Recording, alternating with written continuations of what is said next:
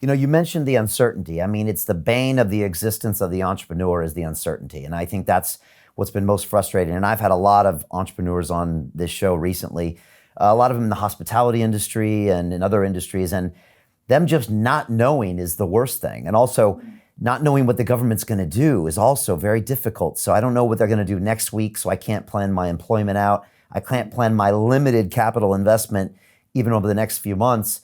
Yeah. And then really, so if they're not confident something will happen, they're more likely to cut their losses, like you said, throw in the towel. And then you're talking about really more medium and long-term job losses and real hurt to the economy. And that is a big concern.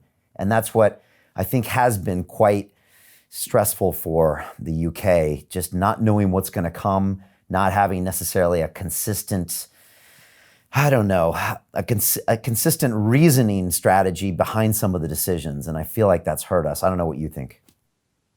I think you're right. I mean, uncertainty must be very high right now.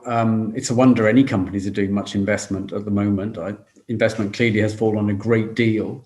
And it's not going to bounce back anytime real soon. I mean, unless we get a breakthrough, unless, there really clearly is a vaccine that's going to be rolled out, within the first few months of next year. So that could be an absolute game changer. But in the absence of that, I think the uncertainty is so great that we should get used to very low investment for some time to come.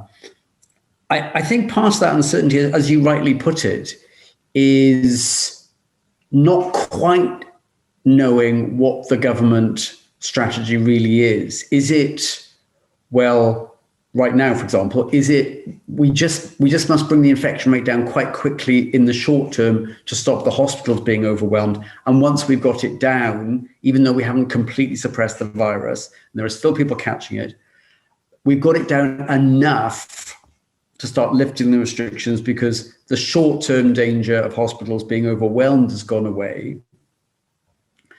And if you take that view, and I think that's what the government is saying it's doing, then you might think, well, hopefully this will be a very short lockdown. But if the strategy is more, well, we must keep the infection rate very low and COVID deaths as low as we can indefinitely until we get a vaccine, that's a different story. That's, well, we could be having lockdowns, as we were saying earlier, on and off, rolling for the next 6-12 months or more.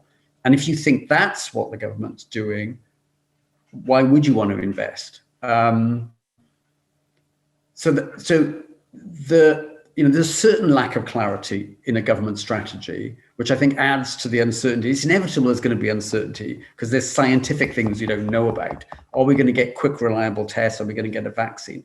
But I think it's exacerbated by what seems to be a lack of complete clarity about what exactly is the strategy of the government.